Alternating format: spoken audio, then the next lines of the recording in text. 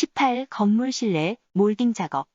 시공한 몰딩은 물에 젖어도 변형이 없고 참숯 가루를 함유하고 있어서 유해 화학 성분으로 인한 악취와 새집 증후군 제거 효과가 좋다고 알려진 참숯 몰딩으로 시공하였습니다.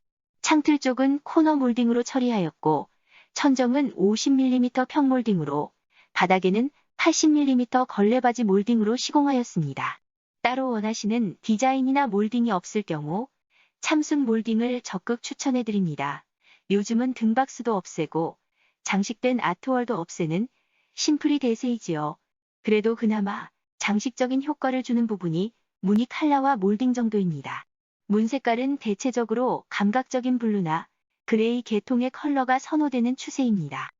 예전처럼 등박스를 만들고 아트월을 만들고 하는 경우가 드물기 때문에 가급적이면 몰딩은 내구성 좋은 기능성 자재를 선택하시길 권해드린답니다.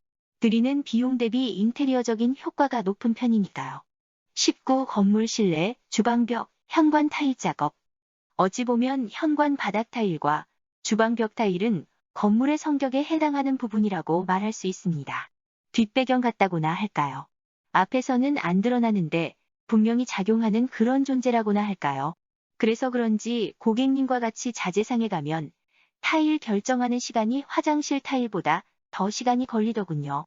그만큼 가주님께는 알게 모르게 큰 관심사항이지요. 가주님께서 선택하신 현관 타일은 고전적인 600각의 스톤치 포세린, 테라조 타일이고 주방 타일은 샵 같은 분위기의 호리병 패턴이 글로시 화이트 타일이었습니다. 줄루는 항균 기능과 방수 기능이 있는 비둘기색 칼라멘트를 시공하였습니다.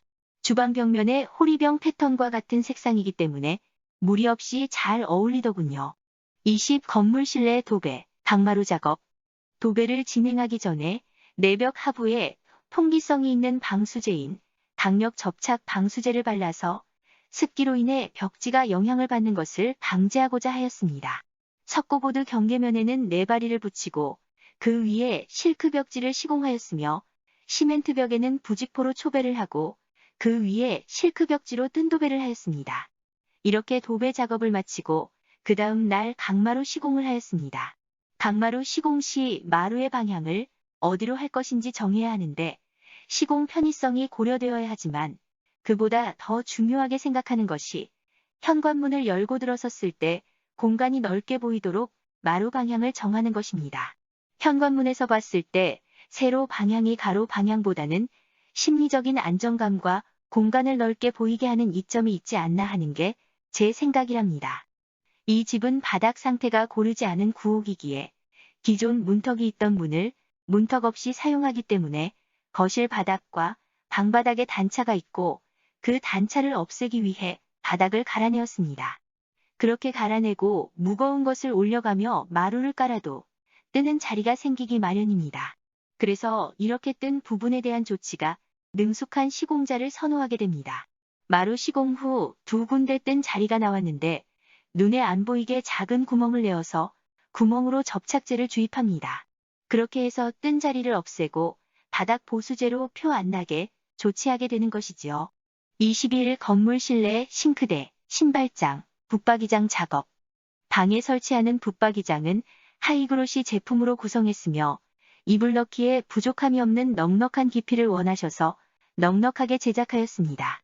싱크대는 열전사 처리된 도어를 채택했는데 고열로 필름을 융착시키는 방식으로 제작됩니다.